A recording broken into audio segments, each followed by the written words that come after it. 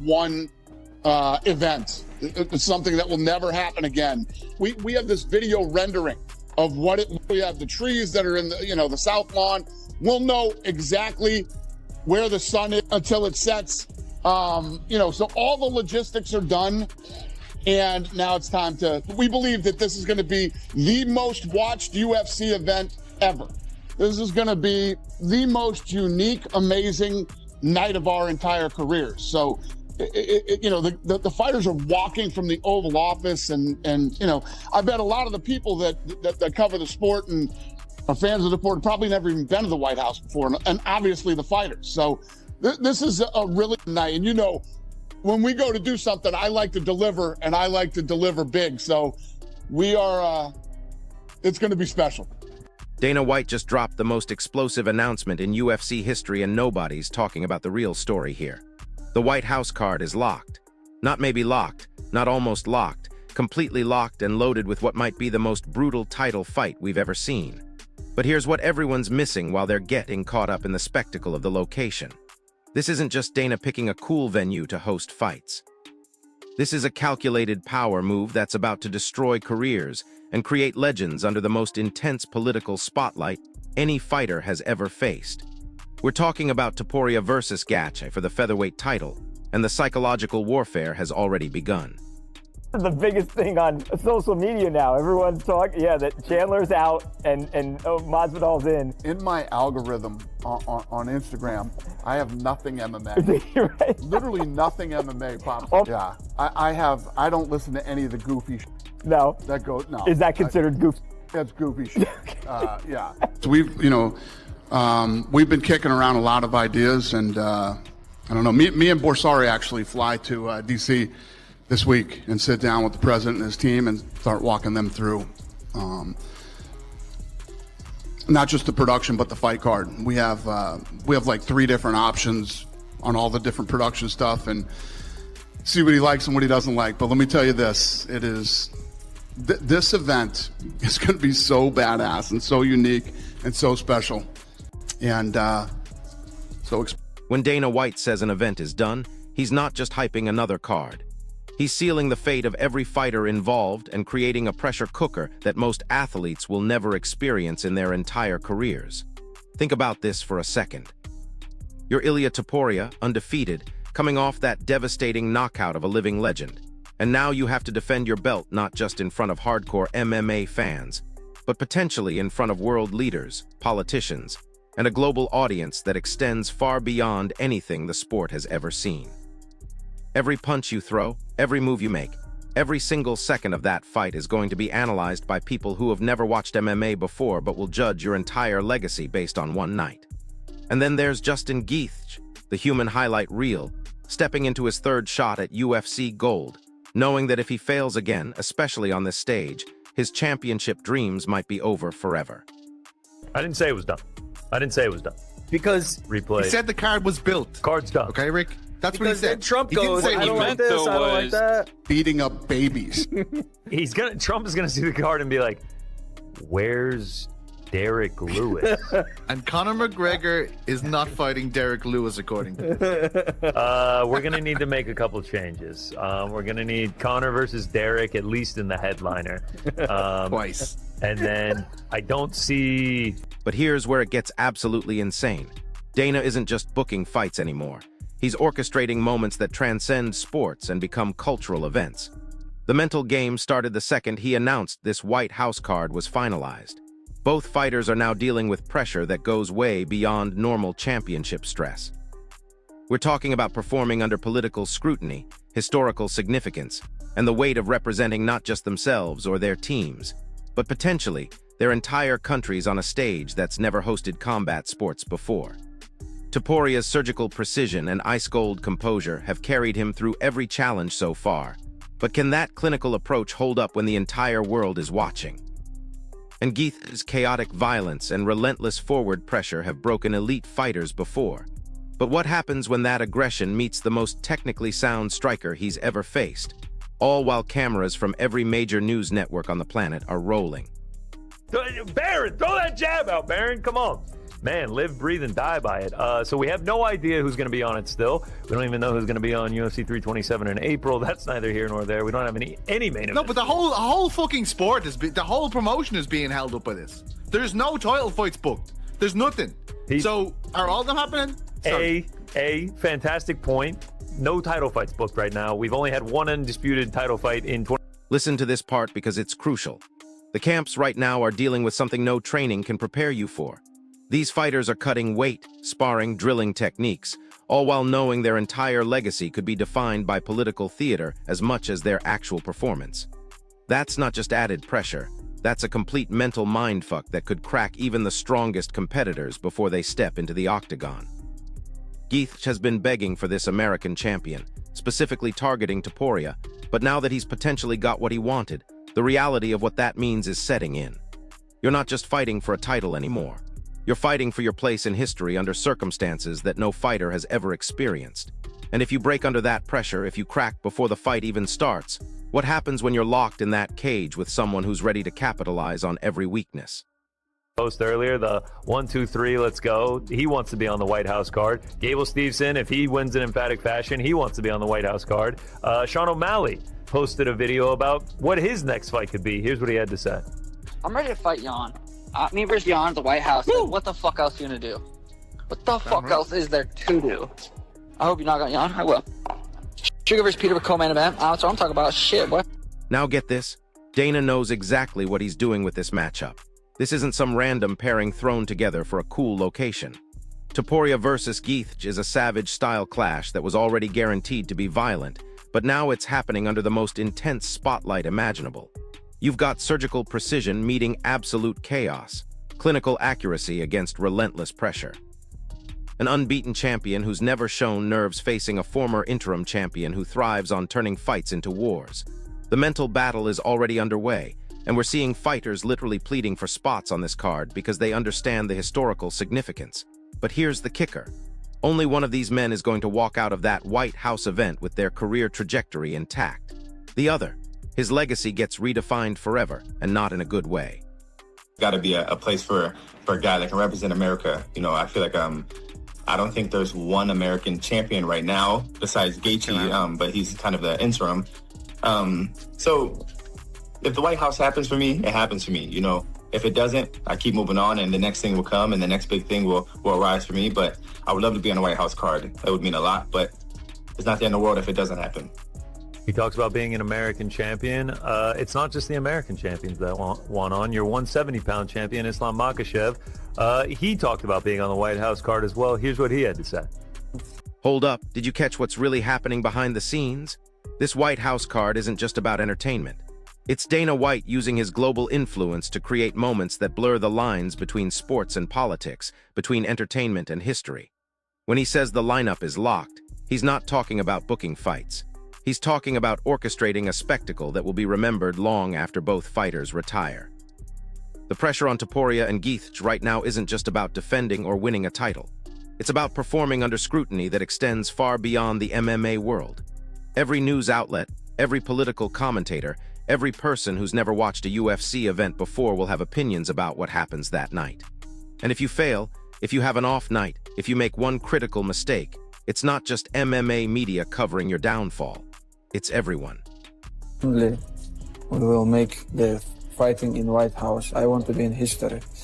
All right, so we're getting everyone and their brothers and sisters calling for the White House card. The sport is literally on hold. Everyone's like, why do you keep talking about the White House card? It's like, because every single athlete and promoter is talking about it as well. So we get the Dana White. It's built. You know, we're going to go pass it by Trump, everything like that. We got a couple of options to go. Then we also get a tweet from Alvaro Colmenero at Colmenero on X, and he reports the plan that the UFC is trying to make involves Ilia Topuria versus Justin Gaethje as the main. But wait, it gets worse for both fighters. The psychological warfare has already begun, and they haven't even officially announced the fight yet. Topuria has to maintain his championship focus while dealing with media obligations and political implications that no featherweight champion has ever faced. His surgical approach to dismantling opponents has worked perfectly so far. But can that calculated style adapt when the chaos isn't just coming from his opponent, but from the entire environment around the fight? Meanwhile, Geith's whole identity is built on being this blue-collar warrior who brings violence and excitement to every fight. But now he's potentially stepping into the most formal, most scrutinized setting in combat sports history. How does a fighter who thrives on chaos and unpredictability perform when every move is being analyzed by political figures and world leaders? The contrast between his fighting style and the venue could either elevate him to legendary status or completely throw off his entire game plan. Standard for you guys, main event. I think it is. I think it is one of the best fighters in the world. I'd love to see him back there. I think it's great. I know a lot of people, first time I spoke about this, the idea of these two fighting at the White House, a lot of people were annoyed because I was like, is this the look America wants? You know, because I have a feeling I know who's going to win that one. No disrespect to Gaethje, I just think Ilya is the fucking man at the moment. Love that fight, honestly. What do you think, Rick, as an American? I don't care about the peak. Here's what nobody else is saying about this situation. Dana White is essentially using these fighters as pawns in a much larger game. He's not just promoting fights anymore. He's creating cultural moments that extend his influence beyond sports and into political and social spheres. Topuria and Gaethje are about to become symbols representing different approaches to combat, different philosophies about how to handle pressure, and different examples of what happens when elite athletes are pushed beyond their comfort zones. The winner doesn't just get a belt and a payday. They become part of history in a way that transcends MMA. But the loser, they become a cautionary tale about what happens when the moment becomes too big for the person.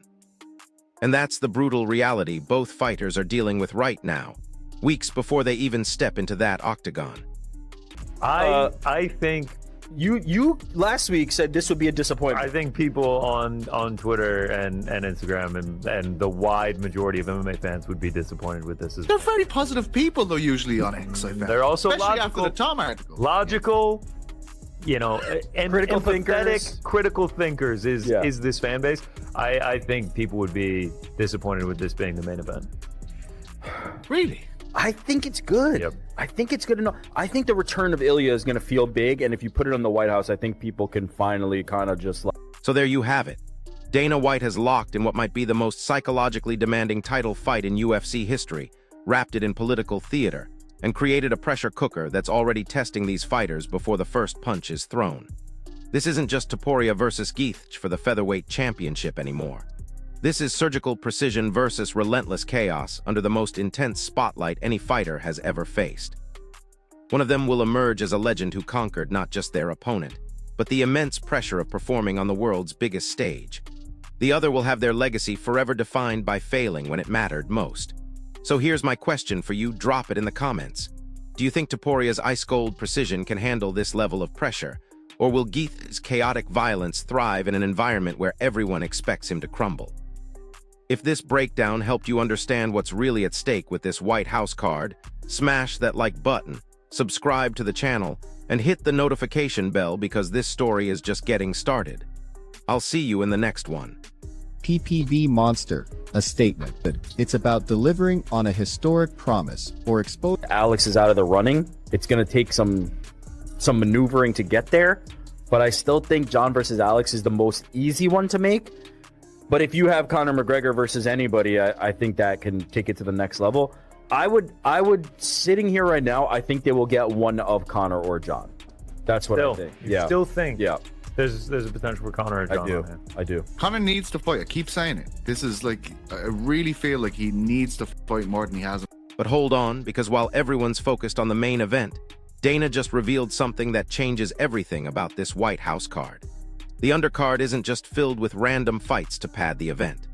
He's strategically placing fighters who represent different aspects of American combat sports culture, and each matchup is designed to tell a story that builds toward the psychological warfare between Topuria and Gaethje. We're talking about veterans who have served their country, up-and-coming prospects who embody the American dream, and international fighters who want to prove they belong on this historic stage. This isn't coincidence. This is Dana orchestrating a narrative that puts maximum pressure on every single fighter, but especially the main event participants who have to follow performances that are guaranteed to be emotionally charged and politically significant. He wants the PR week that goes with fighting, not only just for himself, but for all of the enterprises around him. I think more than ever, I think he will give this an honest to God go. Like the other times he's been getting ready, I just didn't feel like his head was in it at all. And look, I don't necessarily think that it's ever going to be what it was. I was around that guy and I thought he was the best fighter in the world for a very short period of time, but he was magic. Everything he touched turned to gold. We haven't seen that guy in a decade. Think about what this means for the actual fight preparation. Topuria and Geith aren't just dealing with each other anymore. They're preparing for an event where every preliminary fight is going to raise the stakes, where every performance before theirs is going to add another layer of pressure and expectation. Imagine sitting backstage, knowing you're about to fight for a world championship, while watching fighters before you pour their hearts out in front of presidents, senators, and foreign dignitaries. The energy in that building is going to be unlike anything we've ever seen in combat sports. Normal championship nerves are manageable because fighters have experienced similar environments before. But this is completely uncharted territory where even the most mentally tough competitors could crack under pressure they never knew existed. I think the problem is going to be the contract. I think the problem is going to be Conor McGregor's expectations of what he needs to be paid, and the UFC no longer being in the business of paying that price is going to be the friction point. I don't think it's the motivation anymore. It's a good point. I think it's going to be the money. I think there's a world where they come to Conor McGregor and, like, you know, the Pawn Star. And here's where Dana's genius becomes terrifying for both fighters. He's not just creating a spectacle. He's weaponizing the venue itself as a psychological factor in the fight. The White House represents power, authority, and historical significance that goes beyond sports. When Topuria steps into that octagon, he's not just defending his featherweight title against a dangerous challenger. He's defending it in a location that symbolizes American political power, in front of people who make decisions that affect millions of lives, under circumstances that will be studied and analyzed for decades. That level of symbolic weight could either elevate his performance to legendary status or completely overwhelm his usually calm demeanor. For a fighter who's built his entire career on staying composed under pressure, this represents the ultimate test of mental fortitude. But Geith might actually have a psychological advantage that nobody's talking about. His entire fighting identity is built around chaos, unpredictability, and thriving in hostile environments. While Topuria has to maintain his surgical precision under unprecedented pressure, Geith gets to lean into his natural instincts for creating mayhem and turning structured situations into wars. The formal setting, the political implications, the historical significance, all of these factors that could overwhelm other fighters might actually fuel Geith's aggressive style. He's always performed best when he's the underdog, when everyone expects him to lose, when the odds are stacked against him. And right now, he's walking into the most high-pressure situation any fighter has ever faced, which could either destroy his confidence or unlock a level of violence we've never seen from him before. Now check this out. The training camps for both fighters are dealing with security protocols, media restrictions, and political vetting processes that no MMA team has ever experienced. We're not just talking about normal fight week logistics anymore. These camps have to coordinate with Secret Service, navigate political protocols, and manage media obligations that extend far beyond sports journalism. Topuria's team, which has always prided itself on maintaining focus and avoiding distractions, now has to prepare their fighter for an environment where distractions are built into every aspect of the event. Meanwhile, Geith's camp has to figure out how to channel his natural chaos and aggression in a setting that demands a certain level of formality and respect for the venue's significance. Listen to this because it reveals everything about what's really happening. Dana White isn't just booking this fight at the White House for publicity. He's creating a proving ground that will separate fighters who can handle ultimate pressure from those who crumble when the moment becomes bigger than they are. This event is going to establish a new standard for what it means to be a champion in combat sports. Future title fights will be measured against this moment. Fighters will be judged based on whether they could handle what Topuria and Geith are about to face. The winner doesn't just get to call himself champion. He gets to claim he conquered the most psychologically demanding environment in combat sports history. But the loser becomes the cautionary tale about what happens when elite physical skills aren't enough to overcome mental pressure that transcends sports entirely. But here's where it gets absolutely insane for both fighters. The aftermath of this fight is going to follow them for the rest of their careers and beyond. Win or lose, Their performance at the White House becomes their defining moment. Topuria could defend his title successfully against 10 more challengers, but if he looks nervous or performs poorly in this historic setting, that's what people will remember. Geith could go on to have amazing fights and incredible performances, but if he fails to capture gold again on this stage, his legacy gets locked in as someone who couldn't rise to the biggest moments. The pressure isn't just about one night of competition. It's about how that one night defines everything that comes after. And both fighters know that every decision they make in that octagon will be analyzed not just by fight fans, but by historians, political commentators, and people who will use their performance as examples for decades to come. The mental warfare has already begun in ways that most people aren't recognizing. Every interview these fighters do now carries political implications. Every statement gets analyzed for diplomatic significance. Every training video gets scrutinized for what it reveals about their mental state under this unprecedented pressure. Topuria's usually confident interviews are being watched for signs of stress or uncertainty. Geith's aggressive promotional style is being evaluated for whether it's appropriate given the venue's significance. They're not just selling a fight anymore. They're representing different approaches to handling pressure that extends far beyond sports, and every word they say either builds or undermines their psychological position heading into the most demanding performance of their lives. And get this, the ripple effects of this White House card are already changing how fighters think about their careers and what's possible in combat sports. Up-and-coming prospects are realizing that MMA isn't just about athletic achievement anymore. It's about being prepared for cultural moments that transcend sports entirely. Veterans are recognizing that the game has changed, that future opportunities might depend as much on handling political and social pressure as on fighting skills. The entire landscape of professional fighting is shifting because Dana White decided to blur the lines between sports entertainment and political theater. Topuria and Geith are the first fighters who have to navigate this new reality, but they won't be the last. This White House event is establishing a precedent that will influence how combat sports interact with political and social institutions for years to come. Now here's the part that's going to blow your mind about the actual fight dynamics. All of this external pressure and political theater is going to affect how these fighters approach their game plans. Topuria's surgical precision has always been about calculated risks and technical superiority. But in an environment where every move is being analyzed by people who don't understand fighting, does he play it safe to avoid looking bad? Or does he take risks to create exciting moments that justify the historic venue? Meanwhile, Geith's violent style has always been about controlled chaos and calculated aggression.